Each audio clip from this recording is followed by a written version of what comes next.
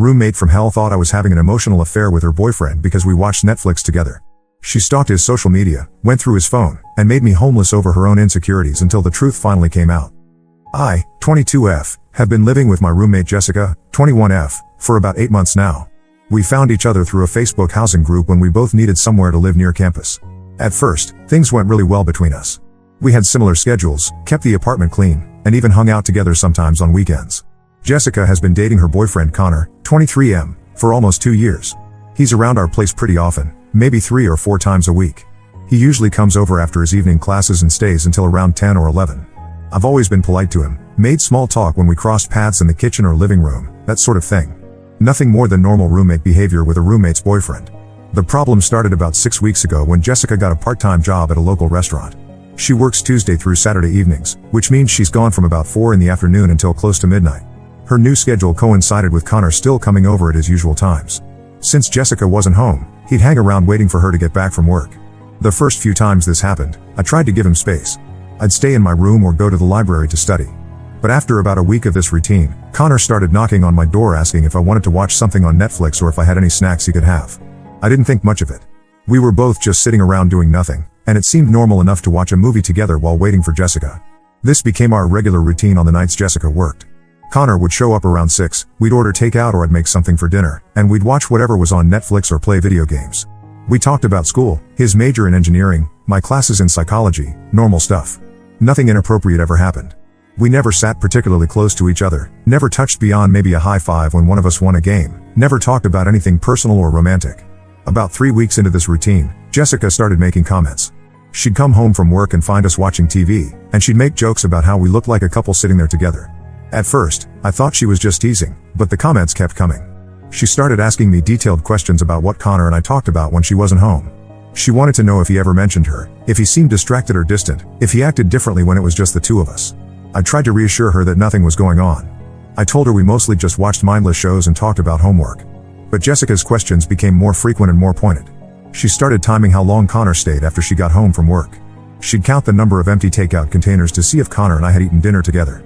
She even asked me once if Connor had ever tried to hold my hand or sit closer to me on the couch. The situation got worse 2 weeks ago when Jessica came home early from work one night because the restaurant was slow. She walked in to find Connor and me playing a card game at the kitchen table. We were in the middle of a game of gin rummy that had been going on for about an hour. When Jessica saw us, she didn't say hello or ask why she was home early. Instead, she stood in the doorway staring at us for what felt like a full minute. Connor got up immediately and went to hug her, but Jessica stepped back. She asked him why he was playing cards with me instead of doing homework or watching for her to come home. Connor tried to explain that we were just passing time, but Jessica cut him off. She said she needed to talk to him privately and they went into her room. I could hear them talking in low voices for about 20 minutes before Connor left without saying goodbye to either of us. The next morning, Jessica confronted me while I was making coffee. She asked me point blank if I had feelings for Connor. I told her absolutely not, that I saw him as nothing more than her boyfriend who happened to be around sometimes. She said she didn't believe me because I was always finding excuses to spend time with him when she wasn't home. I pointed out that Connor was the one who knocked on my door and suggested hanging out, not the other way around, but Jessica said that didn't matter because I could have said no. Jessica then told me she thought I was being inappropriate with her boyfriend. She said normal roommates don't hang out with their roommate's boyfriend when the roommate isn't home. She said it looked bad and made her uncomfortable, and she wanted it to stop immediately. I agreed to keep my distance from Connor, even though I didn't think I'd done anything wrong. For the next week, I made sure to stay in my room whenever Connor came over. If I needed something from the kitchen or living room, I'd wait until I heard Jessica come home before leaving my room. But this created new problems. Jessica started complaining that I was being rude to Connor by ignoring him completely. She said he'd mentioned to her that I seemed to be avoiding him, and she wondered if there was some kind of drama between us that she didn't know about. I tried to explain that I was just doing what she'd asked me to do by staying away from Connor, but Jessica said I was being too obvious about it. She wanted me to be polite but not friendly, present but not available, normal but not too normal. I couldn't figure out what she actually wanted from me. Last week, things came to a head when Connor texted me directly. He sent me a message asking if I was okay because I seemed to be avoiding him. He said he hoped he hadn't done something to offend me and that he missed our conversations. I showed the text to Jessica immediately because I didn't want her to think I was hiding communication with Connor from her. Instead of being glad that I'd shown her the message, Jessica got upset that Connor had texted me at all. She said it proved that he was thinking about me when she wasn't around, and that our previous hangouts had meant more to him than just casual friendship. She demanded to see our entire text conversation history, which consisted of maybe 5 messages total over the past few months, all about practical things like whether I knew when Jessica would be home or if I'd seen his textbook that he'd left in the living room. Jessica spent that evening going through every message between Connor and me, analyzing each word. She decided that when Connor had texted me asking if I knew Jessica's work schedule, it meant he was trying to plan time alone with me. When he'd asked about his textbook, she said it was an excuse to start a conversation. She found hidden meanings in completely normal exchanges. After going through our messages, Jessica told me she'd been talking to her friends about the situation, and they all agreed that Connor and I were having an emotional affair. She said even though nothing physical had happened, the fact that we'd spent so much time together and enjoyed each other's company meant we'd crossed a line. She said her friends told her that roommates should never hang out one-on-one with their roommate's boyfriend under any circumstances. I tried to point out that Connor was the one who'd initiated our hangouts, and that I'd agreed to stop spending time with him the moment she'd asked me to. But Jessica said it didn't matter who started it because I should have known better. She said any woman would understand that spending time alone with someone else's boyfriend was inappropriate, regardless of the circumstances. The final straw came 3 days ago when Jessica accused me of dressing differently when Connor was coming over. She said she'd noticed that I put on makeup and wore nicer clothes on the nights she worked. I explained that I'd started a study group that met twice a week at the library, which happened to be on 2 of the nights she worked, and that's why I was more dressed up than usual. But Jessica said the timing was too convenient to be a coincidence. Jessica then told me she'd been documenting everything I did on the nights Connor came over. She had a list of what I wore, how long Connor and I spent in the common areas together, and what we ate for dinner. She'd been taking notes on our interactions for weeks without telling me. She showed me pages of observations written in a notebook, complete with dates and times. Looking at her notes felt invasive and weird. She'd written things like Maya wore her blue sweater that shows her figure and Connor laughed at Maya's joke about her professor for 30 seconds. She'd recorded how many times Connor and I made eye contact during conversations she'd witnessed, and whether she thought the eye contact lasted too long. Yesterday, Jessica announced that she'd given Connor an ultimatum. She told him he was no longer allowed to come over when she wasn't home, and if he needed to wait for her after work, he had to wait in his car or at the library. She also told him he wasn't allowed to text me anymore, even about practical roommate things. If he needed to communicate something to me, he had to go through her. Connor apparently didn't take this well. Jessica said he argued with her about the new rules, which she interpreted as proof that he actually did have feelings for me. She said if Connor really cared only about her, he wouldn't mind not being able to hang out with me anymore. The fact that he protested meant he was attached to me in an inappropriate way. Now Jessica wants me to move out. She said she can't trust me around her boyfriend, and that even with the new rules in place, she'll always wonder what's happening when she's not home. She's giving me until the end of next month to find a new place to live. She said she's already talked to a friend who wants to take over my part of the lease. I don't know what to do. I genuinely never had romantic feelings for Connor, and I don't believe he had feelings for me either. We were just 2 people hanging out because we were both bored and in the same place at the same time. I thought I was being a good roommate by keeping her boyfriend company when she couldn't be there. Now I'm being kicked out of my apartment because Jessica has convinced herself that Connor and I were having some kind of affair.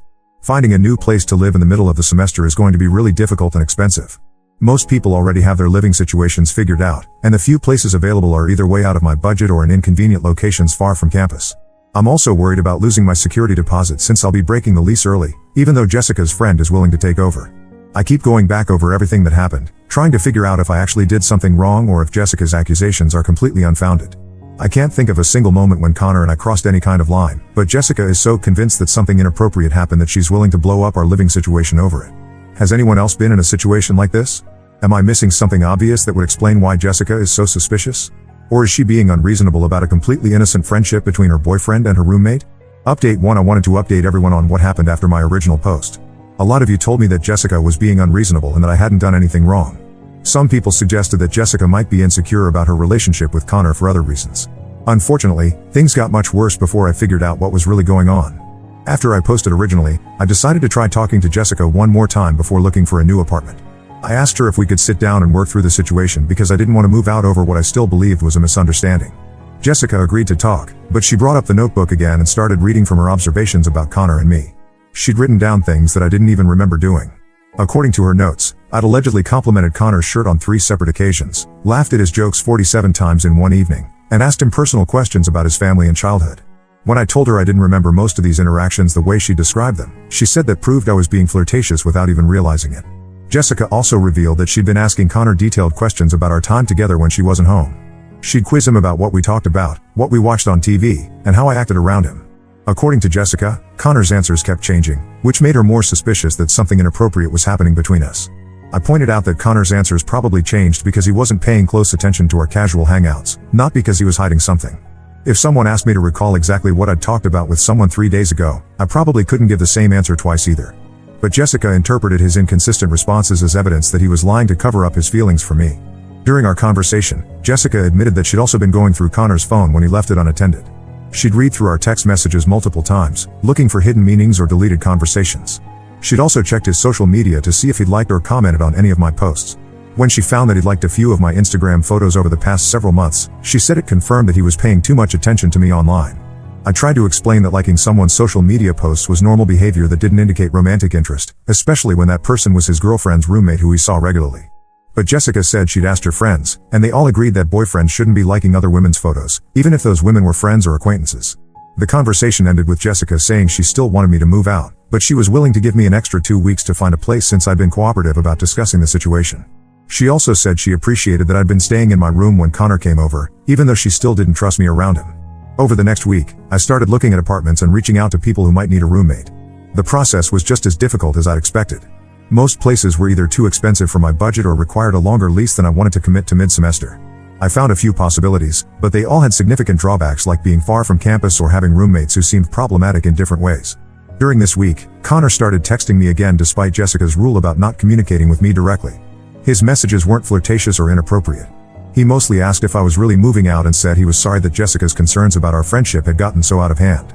He said he'd tried to convince Jessica that nothing romantic had ever happened between us but that she wouldn't believe him. I didn't respond to most of Connor's texts because I didn't want to give Jessica more ammunition against me. But when he sent me a message saying he felt bad that I was having to move because of a situation he'd helped create, I replied briefly to tell him it wasn't his fault and that I understood Jessica's perspective even if I disagreed with it. 2 weeks after our conversation, Jessica announced that she'd changed her mind about giving me extra time to move out. She said Connor had confessed to her that he'd been texting me again, and she interpreted this as proof that he couldn't stay away from me even when she'd explicitly asked him not to contact me. She wanted me out by the original deadline she'd given me. I asked Jessica if she'd told Connor not to text me or if she'd just told me that he wasn't supposed to text me. It turned out that Jessica had never actually told Connor about the no contact rule.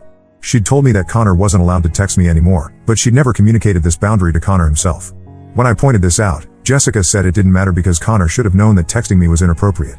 At this point, I was getting really frustrated with Jessica's constantly changing rules and expectations. I told her that if she wanted Connor to stop texting me, she needed to tell him directly instead of expecting me to enforce boundaries that he didn't know existed. Jessica got upset and said I was being difficult and trying to find loopholes in her reasonable requests. The situation escalated 2 days later when Jessica accused me of deliberately sabotaging her relationship with Connor. She said that ever since she'd asked me to keep my distance from him, Connor had been acting different toward her. He was less affectionate, spent less time at our apartment, and seemed distracted when they were together. Jessica believed that I'd said something to Connor to turn him against her. I told Jessica that I'd barely spoken to Connor in weeks and certainly hadn't said anything negative about her or their relationship. But Jessica said Connor's changed behavior was too much of a coincidence to be unrelated to the conflict between her and me. She demanded to know what I'd said to Connor to make him pull away from her.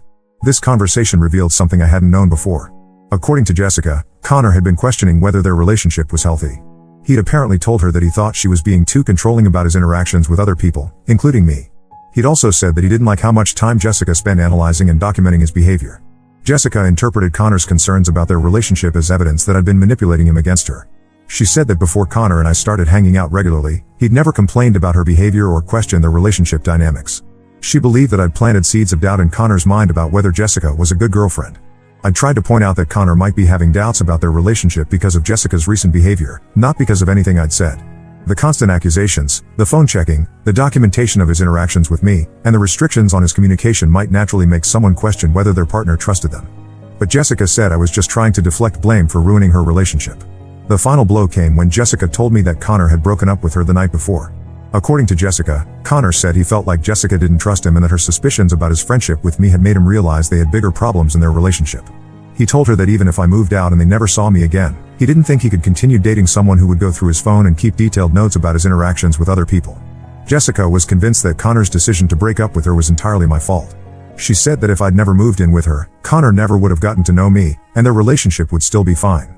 She said I destroyed her relationship by being too friendly with her boyfriend and then by making Connor think she was crazy for being concerned about our friendship. Now Jessica wants me out immediately. She doesn't want to wait for the end of the month anymore. She's giving me 1 week to find somewhere else to live, and she's threatening to have the landlord evict me if I don't leave voluntarily. She's also demanding that I pay an extra month's rent as compensation for the damage I've allegedly caused to her relationship.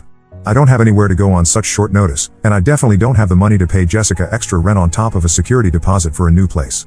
I've been staying at the library until late every night to avoid being in the apartment with Jessica, but I can't keep that up indefinitely. The worst part is that I'm starting to doubt myself. Jessica is so convinced that I'm responsible for her breakup with Connor that I'm wondering if I really did something wrong without realizing it. Maybe I was too friendly with Connor, or maybe I should have refused to hang out with him even when he asked. I keep replaying our interactions in my head, trying to figure out if there were moments when I crossed a line that I didn't see at the time. I reached out to a few friends for advice, but most of them don't know Connor or Jessica well enough to have an opinion about what happened. The friends who have met Connor said they never got the impression that he had feelings for me, but they also said they can understand why Jessica might have been uncomfortable with Connor and me spending so much time together without her. I'm not sure what to do next. I need to find a place to live immediately, but I also feel like there's more to this story that I'm not understanding. Jessica's reaction seems extreme even for someone who was genuinely concerned about her boyfriend's friendship with another woman. But I can't figure out what I might be missing. Update 2: I need to share what I discovered after my last update because it completely changed my understanding of everything that happened with Jessica and Connor. The truth was much more complicated than I originally thought, and I found out that I was only seeing a small part of what was really going on. After Jessica gave me 1 week to move out, I ended up crashing with a friend from my psychology program while I frantically looked for a permanent place to live. My friend Sarah had a studio apartment, so I was sleeping on her couch, but she was willing to let me stay there temporarily since I was obviously in a difficult situation. While I was staying with Sarah, she mentioned that she'd actually met Connor before at a party earlier in the semester. She said he'd seemed nice enough, but she remembered thinking it was weird that he'd spent most of the party complaining about his girlfriend. According to Sarah, Connor had told several people at the party that Jessica was possessive and paranoid, and that she constantly accused him of flirting with other women. This was the first time I'd heard that Connor and Jessica had been having problems before I ever started hanging out with him. Jessica had always made it seem like their relationship was perfect until Connor and I began spending time together. But according to Sarah, Connor had been unhappy with Jessica's behavior for months. Sarah's information made me realize that I might have been a convenient scapegoat for problems that already existed in Connor and Jessica's relationship. Maybe Jessica's suspicions about Connor and me weren't really about our friendship at all, but about her own insecurities that had been building up over time. I decided to reach out to Connor to get his perspective on what had happened. I knew Jessica wouldn't like me contacting him, but since she'd already kicked me out and they'd broken up, I figured it didn't matter anymore.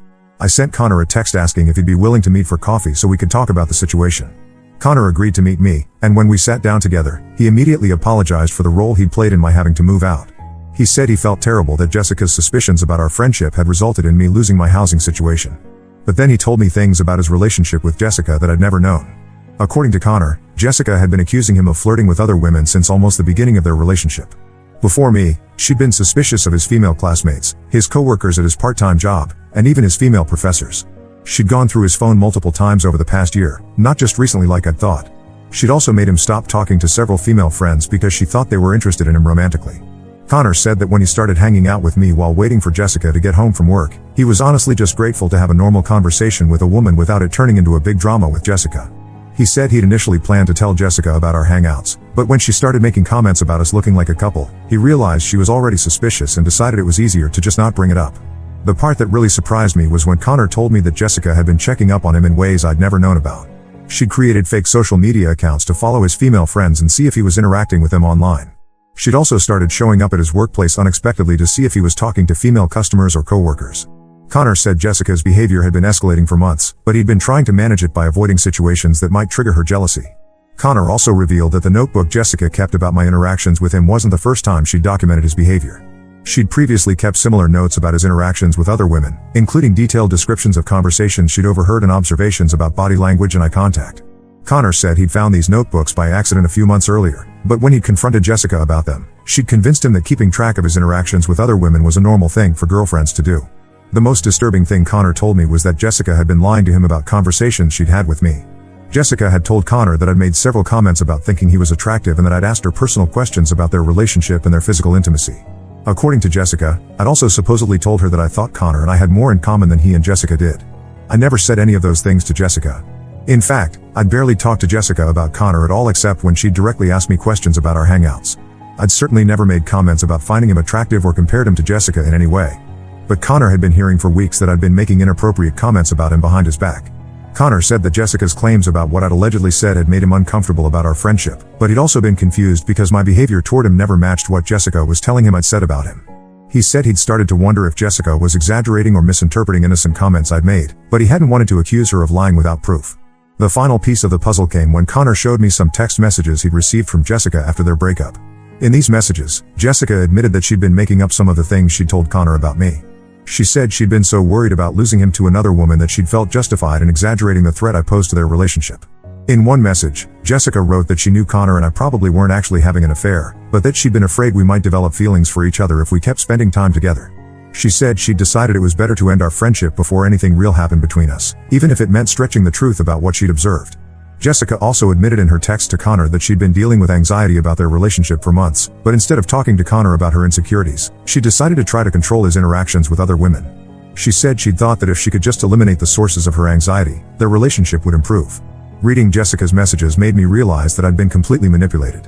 Jessica had created a crisis in our living situation based on lies and exaggerations, and she'd convinced both Connor and me that we were partially responsible for problems that existed entirely in her own mind. She'd made Connor think I'd been flirting with him behind her back, and she'd made me think I'd been inappropriate without realizing it. Connor and I talked for almost 3 hours that day, comparing notes about what Jessica had told each of us and trying to piece together what had actually happened versus what Jessica had claimed was happening. By the end of our conversation, we'd figured out that almost everything Jessica had said about our interactions had been either exaggerated or completely fabricated. The irony was that Connor and I actually did get to know each other pretty well during that conversation, probably better than we'd ever gotten to know each other during all those evenings watching TV at the apartment.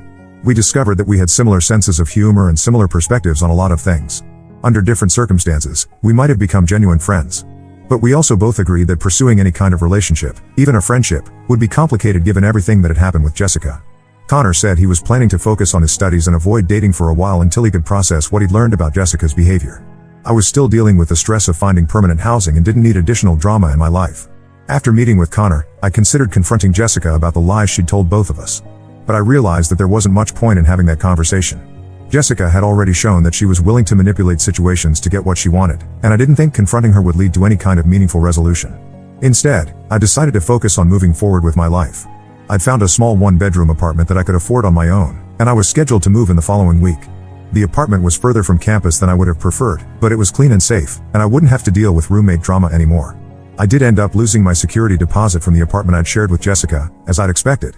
Jessica claimed that I'd broken the lease by moving out early, even though she'd been the one who'd demanded that I leave. I could have fought her on it, but I decided it wasn't worth the additional stress and conflict. The whole experience taught me a lot about how people can manipulate situations by controlling the information that different parties have access to. Jessica had been able to create conflict between Connor and me by telling each of us different things about what the other person had said or done. Neither of us had thought to compare notes until after the damage was already done. I also learned that sometimes people create drama in their relationships as a way of avoiding dealing with their own underlying issues. Jessica's real problem wasn't that Connor was flirting with other women, but that she had anxiety and trust issues that she wasn't addressing directly. Instead of working on those issues, she tried to control Connor's behavior to manage her own emotions. The situation with Jessica and Connor ended up being a valuable learning experience for me, even though it was stressful and expensive at the time. I'm more aware now of red flags in relationships and living situations, and I'm better at setting boundaries when people try to involve me in their personal drama. Update 3: I wanted to post one final update to close out this whole situation with Jessica and Connor. A lot has happened over the past few months, and I think people who followed my story deserve to know how everything turned out in the end. First, the practical stuff worked out better than I expected. The one-bedroom apartment I moved into turned out to be perfect for me. It's smaller than what I had with Jessica, but I love having my own space without having to worry about roommate drama. The commute to campus is longer, but I actually enjoy the walk most days, and it gives me time to listen to podcasts or just think. I never got my security deposit back from Jessica, despite sending her several polite messages asking about it. She kept saying she was waiting for the landlord to assess any damages to the apartment, but I'm pretty sure she just kept the money. I decided it wasn't worth pursuing legally since it would have cost more in time and stress than the actual amount of money involved. About 6 weeks after I moved out, I ran into Jessica at the grocery store near campus. She acted like nothing had ever happened between us and tried to make small talk about my new apartment and how my classes were going. When I gave her short, polite answers, she asked if I wanted to get coffee sometime to catch up properly. I told Jessica that I didn't think getting coffee was a good idea given everything that had happened between us. She seemed genuinely surprised by my response and said she hoped I wasn't still upset about the misunderstanding with Connor. She called it a misunderstanding, like the whole situation had been some kind of innocent mix-up rather than her deliberately lying and manipulating both Connor and me. I didn't see any point in rehashing the details of what had happened, so I just told Jessica that I preferred to keep our interactions minimal and polite if we ran into each other around campus. She looked hurt by this, but she accepted it without arguing. Connor and I stayed in touch occasionally over the following months, but we kept our communication pretty limited. We'd text each other maybe once every few weeks, usually about something school-related or to share a funny meme that reminded one of us of a conversation we'd had. We never hung out in person again after that coffee meeting where we'd compared notes about Jessica's behavior. I think both Connor and I understood that while we might have been friends under normal circumstances, our relationship would always be complicated by the history with Jessica. It wasn't worth the potential drama, especially since we were both trying to move forward from that whole situation. In March, Connor texted me to let me know that Jessica had been contacting him again. She'd been sending him messages apologizing for her behavior during their relationship and asking if they could meet to talk about getting back together. Connor said he'd been ignoring most of her messages, but Jessica had started showing up at places where she knew he'd be, like the library and the campus coffee shop where he liked to study. Connor asked if Jessica had been contacting me too, but she hadn't. I told Connor that he should probably be direct with Jessica about not wanting to reconcile rather than just ignoring her messages, since ignoring someone can sometimes make them more persistent. Connor said he'd already told Jessica several times that he wasn't interested in getting back together, but she kept insisting that they could work through their problems if he'd just give her another chance. A few weeks later, Connor updated me that Jessica's attempts to contact him had escalated. She'd started following him around campus and showing up at his apartment building. She'd also been asking mutual friends for information about his schedule and whether he was dating anyone new. Connor said he was considering talking to campus security about Jessica's behavior because it was starting to interfere with his daily routine. I suggested that Connor document Jessica's attempts to contact him in case he needed to file a formal complaint. I also recommended that he tell Jessica's friends what was happening, since they might be unknowingly helping her by providing information about his whereabouts. Around this same time, I heard through mutual acquaintances that Jessica had been telling people her own version of what had happened between the three of us. According to Jessica's version, Connor and I had been having an emotional affair that eventually turned physical, and she'd been the victim of our deception. She was apparently telling people that she tried to be understanding about Connor's friendship with me, but that we'd taken advantage of her trust. Jessica's version of events was completely false, but I realized that there wasn't much I could do to correct the record without getting drawn back into drama that I'd been trying to avoid. I decided to focus on my own life and let people think whatever they wanted to think about a situation they hadn't actually witnessed. The rumors Jessica was spreading didn't affect me much since most of my close friends knew the real story, and I didn't care what acquaintances or strangers thought about my personal life. But I did feel bad that Connor was dealing with people questioning his character based on Jessica's lies. In April, the situation with Jessica came to a head when she tried to force a confrontation with Connor outside his apartment building. According to Connor, Jessica had been waiting by his car when he came home from class, and she demanded that he explain why he was refusing to work on their relationship.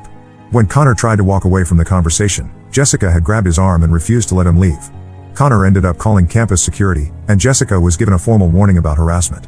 The security officer apparently told Jessica that any further attempts to contact Connor without his consent would result in more serious consequences. Connor said that Jessica had seemed shocked that he'd involved campus authorities, like she genuinely hadn't realized that her behavior had crossed a line. Since the incident with campus security, Jessica hasn't contacted Connor or shown up anywhere he's likely to be. Connor thinks she finally understood that he was serious about not wanting to reconcile and that continuing to pursue him would only get her in more trouble. I haven't had any direct contact with Jessica since our brief encounter at the grocery store, but I heard from a mutual friend that Jessica ended up moving back home with her parents for the rest of the semester. Apparently, she'd been struggling academically and emotionally, and her parents thought it would be better for her to take some time away from campus. Looking back on the whole situation, I'm glad that everything worked out the way it did, even though it was stressful and expensive at the time. Living alone has been really good for me, and I've learned a lot about setting boundaries and recognizing manipulative behavior before it gets out of hand. The experience with Jessica taught me to trust my instincts when something doesn't feel right in a relationship or living situation. I've been questioning myself and wondering if I'd done something wrong, but it turned out that my initial assessment was correct and Jessica's accusations were unfounded. I also learned the importance of direct communication rather than trying to manage other people's emotions or avoid conflict. If I ever find myself in a similar situation in the future, I'll be more likely to address problems head-on rather than trying to accommodate unreasonable demands. Connor seems to be doing well now that he's no longer dealing with Jessica's harassment. We still exchange occasional messages, but we've both moved on with our lives. He's been focusing on his engineering coursework and has started dating someone new, according to mutual friends. As for Jessica, I hope she's getting the help she needs to address whatever underlying issues led to her behavior during our time as roommates. Her actions caused real harm to multiple people, but I also recognize that she was probably struggling with anxiety and insecurity that she didn't know how to handle in a healthy way. I don't have any desire to reconnect with Jessica or to try to repair our friendship. Too much happened for us to go back to being normal roommates or friends. But I also don't hold any grudges against her. The whole situation is just part of my past now, and I'm focused on moving forward. For anyone who might find themselves in a similar situation, my advice would be to document everything, talk to trusted friends about what's happening, and don't let someone else's insecurities dictate your behavior if you know you haven't done anything wrong. It's also important to recognize when a living situation or relationship has become unhealthy and to prioritize your own well-being over trying to fix someone else's problems. The past few months have been much more peaceful than the drama-filled period when I was living with Jessica. I'm doing well in my classes, I've made some new friends, and I'm enjoying having control over my own living space. Sometimes difficult situations end up leading to better outcomes than you could have imagined at the time. Now let's move to the next story. Story 2. I found a $3,000 jewelry receipt in my husband's coat. That's how I discovered he had been living a complete double life for 3 years with another woman. I, 32F, have been married to my husband Brock, 35M, for 8 years. We met at our mutual friends Mike and Sarah's wedding, where he was the best man and I was one of the bridesmaids. I remember that day clearly. I was helping Sarah with her dress when Brock walked in looking for Mike. He apologized for interrupting, but ended up staying to chat with us for almost an hour. He was charming, successful, and seemed like the perfect gentleman. There was something about his confident yet kind demeanor that drew me in immediately. After the wedding, we started running into each other more frequently at our friends' gatherings. Brock always made an effort to talk to me, and soon we began dating. He worked as a regional sales manager for a large pharmaceutical company, a job he had held for 5 years before we met. His career was flourishing, and he took pride in his success. We dated for 2 years before getting married in a beautiful ceremony surrounded by our loved ones. The early years of our marriage were wonderful. We bought a lovely home in a nice neighborhood, and 2 years later, we were blessed with twin daughters, Emma and Sophie. Being a pediatrician myself, I took a 3-month maternity leave to care for them. Brock was incredibly supportive during this time, helping with night feeds and diaper changes whenever he was home. His job required frequent travel to different cities in our region. He would be gone 2 to 3 days every week, sometimes longer if there were important meetings or conferences. I never questioned his work schedule because the job paid well and helped us maintain a comfortable lifestyle. Plus, whenever he was home, he was an attentive father. He never missed the girls' dance recitals, school events, or doctor appointments. He would spend weekends playing with them in our backyard, teaching them to ride their bikes, or helping them with their homework. Brock was also thoughtful in our relationship. He remembered anniversaries, planned surprise date nights, and often brought home small gifts from his business trips. The only strain in our marriage was his frequent absence, but I understood it was part of his career. I had my own busy schedule at the pediatric clinic, and between our careers and raising the twins, life was hectic but satisfying. Last month changed everything. I was cleaning our home office, something I rarely did since it was primarily Brock's workspace. While organizing his desk, I found a receipt from Cartier tucked into the pocket of his coat that was hanging on the chair. The receipt was for a diamond necklace worth $3,000, dated just 2 weeks before. I was confused because I hadn't received any jewelry from him recently, and our anniversary wasn't for another 6 months. When Brock came home that evening, I casually asked about the receipt. He seemed startled for a moment but quickly composed himself, saying it was an early birthday gift for his mother. The explanation made little sense. His mother's birthday was 6 months away, and in the 8 years I'd known her, she had never worn expensive jewelry. She was a practical woman who preferred simple accessories from local craft fairs. That night, I couldn't sleep. Something about his reaction bothered me. I kept thinking about small changes in his behavior over the past few months. He had been more protective of his phone, often taking calls in another room, and spending more time in his home office with the door locked. He claimed it was due to confidential work matters, and I had trusted him. While he was sleeping, I went to his office and opened his work laptop. I know accessing someone's private computer isn't right, but my instincts were screaming that something was wrong. His email was already logged in, and what I found made my world collapse. There were hundreds of emails between him and a woman named Kathy, going back 3 years. The emails contained intimate conversations, photos of them together, and detailed plans of their meetups. Kathy lived in Sacramento, one of the cities Brock frequently visited for work. They had been seeing each other during his supposed business trips. As I read through their correspondence, I felt physically sick. Brock had created an entire alternate life in Sacramento. He had rented a luxury apartment there under his name, where they would meet. He went by his middle name, James, and had told everyone, including Kathy, that he was a divorced father from Seattle with shared custody of twin daughters.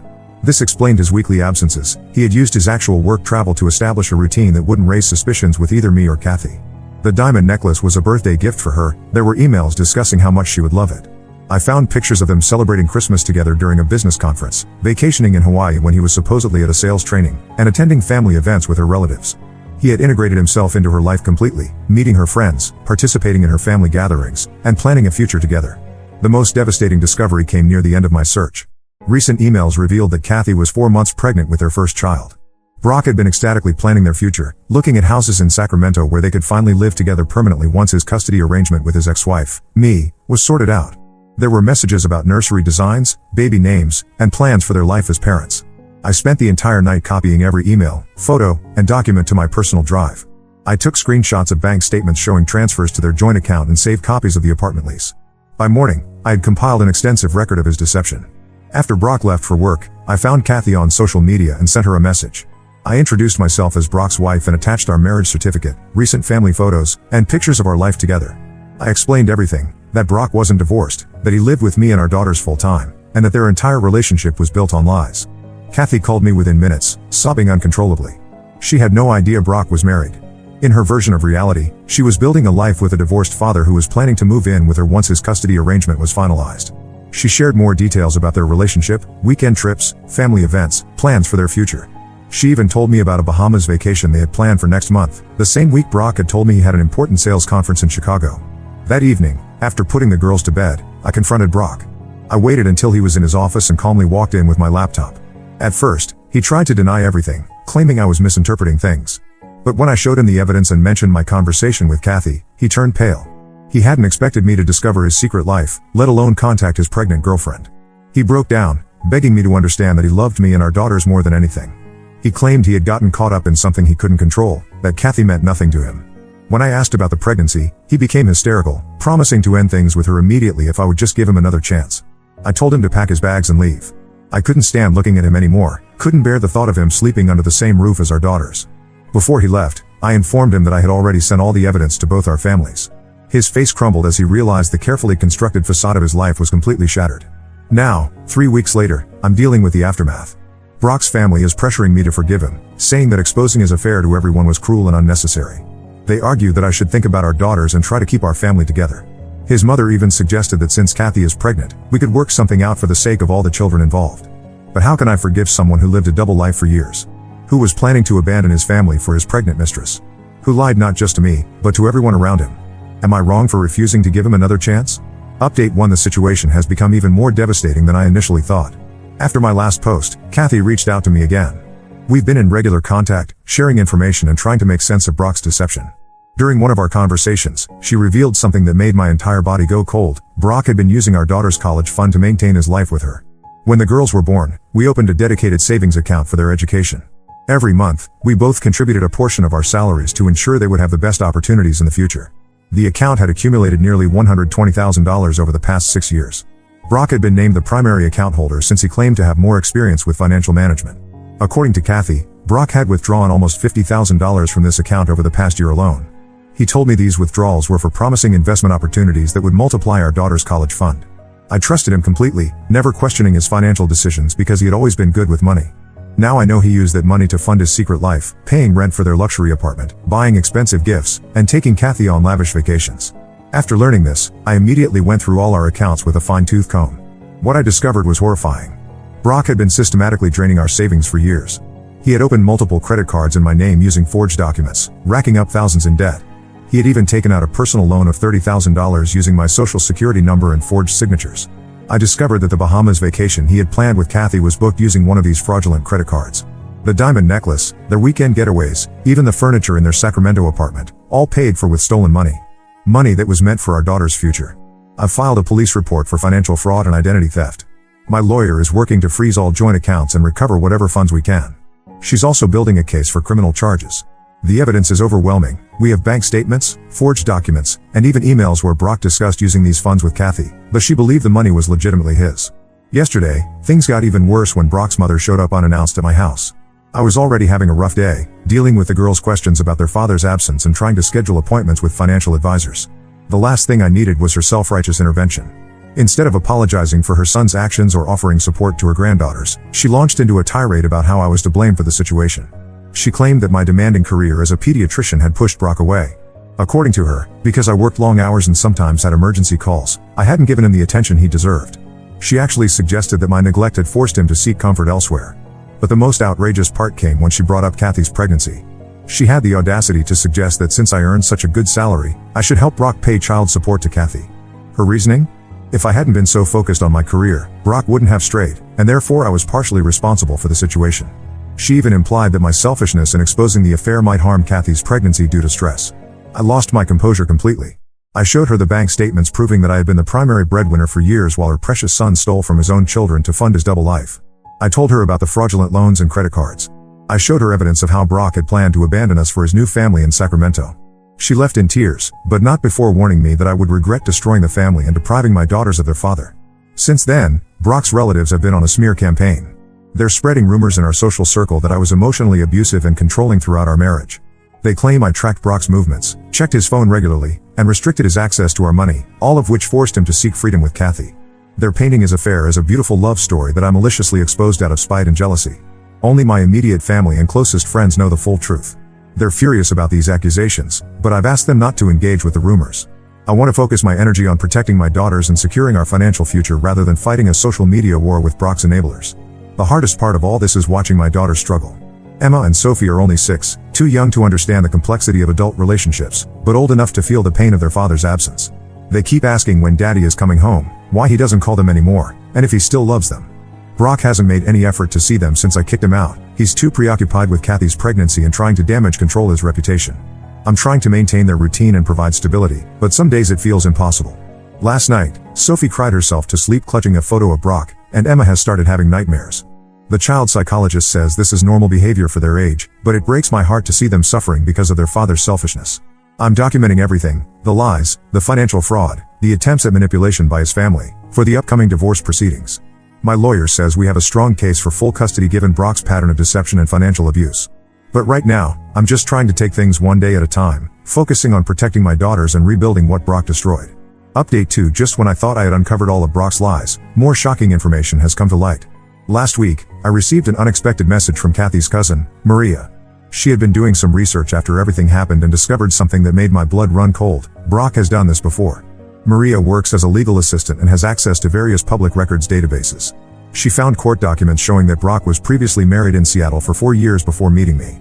His first wife, Alexandra, had filed for divorce after discovering his affairs with multiple women. The pattern was identical: business trips to different cities, secret relationships, and financial deception. The court records showed that Brock had been ordered to pay substantial restitution to Alexandra for funds he had stolen from their joint accounts. He had used the same tactics: forged documents, unauthorized loans, and hidden credit cards.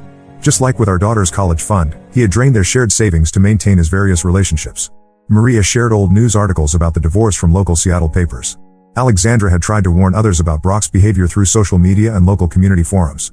However, Brock's family hired expensive lawyers who threatened legal action against anyone who shared information about the case. They managed to get most of the posts removed and effectively silenced Alexandra. This revelation explains so much. When we first met, Brock told me he had moved to our city from Seattle for a career opportunity. He never mentioned living there with a wife. His family, who had always portrayed him as the perfect son who had never been in a serious relationship before me, must have known about his first marriage. They helped him hide it and watched silently as he married me under false pretenses. I shared all this information with my lawyer, who says it significantly strengthens our case. The evidence of Brock's pattern of behavior will help with both the divorce proceedings and the criminal charges for financial fraud. We've also discovered more unauthorized transactions. He had been selling my jewelry and expensive gifts for my parents, claiming they were lost or stolen. Through Maria, I was able to contact Alexandra. She was hesitant to talk at first, afraid of potential legal repercussions from Brock's family. But after hearing my story, she opened up about her experience. The similarities are haunting. Brock had used the same lies, the same manipulation tactics, even the same excuses when caught. Alexandra had also dealt with his family blaming her and spreading rumors about her being controlling and unstable. Meanwhile, Kathy has decided to move back to her hometown in Oregon. Her parents own a small business there and have offered to help her raise the baby. She's filing for sole custody and wants nothing to do with Brock anymore. The stress of discovering his true nature has taken a toll on her health, and her doctor advised her to avoid any unnecessary contact with him. Kathy has been incredibly helpful, continuing to provide evidence and documentation to my lawyer. She found old emails where Brock discussed selling some of my jewelry, proving he had knowingly stolen and sold my possessions. She also had recordings of phone calls where he promised to leave his controlling ex-wife, me, and move to Sacramento, showing his intent to abandon our family. The most significant development came when Brock's family finally stopped defending him. After I confronted his mother with proof of his first marriage and the court records showing his history of fraud, she broke down. She admitted that the family had known about Alexandra but convinced themselves that Brock had changed. They helped him hide his past because they believed he deserved a fresh start. His mother tried to apologize, claiming they never thought he would repeat the same patterns with me. But I couldn't accept her apology. They watched me fall in love with him, marry him, and have children with him, all while knowing his history of deception and fraud. They kept quiet as he stole from me and planned to abandon our daughters, just as they had stayed silent when he did the same to Alexandra. The police investigation into the financial fraud is progressing. They found evidence that Brock has been selling stolen items through various online marketplaces. He's also been investigated for potential insurance fraud related to some of my lost jewelry. His professional life is falling apart too. His company suspended him after learning about the criminal investigation. Through all of this, my daughters remain my primary concern. They still ask about their father, but less frequently now. I've started taking them to a child psychologist who specializes in parental abandonment. It's expensive, but watching them slowly heal is worth every penny. Update 3: The divorce is nearly finalized, and the judge's ruling exceeded our expectations. After reviewing the evidence of Brock's pattern of deception, financial fraud, and abandonment, the judge awarded me full custody of our daughters. Brock's visitation rights are limited to supervised visits twice a month, contingent on him completing a psychiatric evaluation and financial responsibility course. Given his current behavior, I doubt he'll fulfill either requirement. The financial settlement was substantial. Brock is required to repay every penny he stole, including the money from our daughter's college fund, with interest. The judge also ordered him to pay additional compensation for emotional damages and legal fees. His attempt to claim partial ownership of my inheritance from my grandmother was rejected outright when we proved he had forged documents to access those funds. Kathy gave birth last month to a healthy baby boy. She named him Lucas and is doing well in Oregon. Her parents' support has been invaluable during this difficult time. She started taking online classes to complete her degree in early childhood education, determined to build a stable future for her son. Despite our unusual connection, we've maintained contact and developed an unexpected friendship. She sends me updates about Lucas and her new life, and I'm genuinely happy that she's found peace away from Brock's chaos. Surprisingly, she's met someone new, a local teacher who knows her full story and accepts her situation. He's been wonderfully supportive of her and Lucas. It's heartening to see her rebuild her life after everything Brock put her through. She's also helping with the ongoing criminal investigation into Brock's financial crimes, providing additional evidence as she discovers it. Alexandra, Brock's first wife, has become an unexpected source of support. After our initial contact through Maria, she's been helping me navigate the legal system and sharing insights from her own experience with Brock's manipulation tactics. She's now happily remarried and living in California, but the trauma of her marriage to Brock had lasting effects on her life. She had to rebuild her credit and financial stability from scratch, just as I'm doing now. I've completely cut contact with Brock's family. Their recent attempts at reconciliation feel hollow after learning they knowingly let him deceive another woman after Alexandra. His mother still occasionally tries to reach out through mutual friends, claiming she wants to maintain a relationship with her granddaughters. But I can't trust people who enabled his behavior not once, but twice. Emma and Sophie are adapting better than I expected. The therapy is helping them process their feelings about their father's absence. They still have difficult days, especially when they see their friends with their dads, but they're showing remarkable resilience. Their grades have improved, and they've started making new friends at school. The child psychologist says their progress is exceptional given the circumstances. Brock hasn't made any real effort to see the girls since the supervised visitation order was implemented. He canceled the first scheduled visit, claiming work commitments, and hasn't attempted to reschedule. His child support payments for both our daughters and Lucas are already behind, leading to additional legal proceedings. The last I heard, he's been staying with a friend since losing his job and apartment. As for me, I'm focusing on rebuilding our lives. I've sold our house, too many painful memories, and bought a smaller but cozier home closer to my parents. I've returned to full-time work at the pediatric clinic, and my colleagues have been incredibly supportive. The girls love their new school, and we're slowly developing new routines and traditions as a family of 3. Sometimes I catch myself wondering how I missed the signs, how I let myself be deceived for so long. But then I remember that Brock didn't just fool me, he fooled everyone around him. He's a skilled manipulator who had years of practice perfecting his deception. The best revenge isn't dwelling on the past but moving forward and creating a better life for my daughters and myself. That's exactly what we're doing, one day at a time.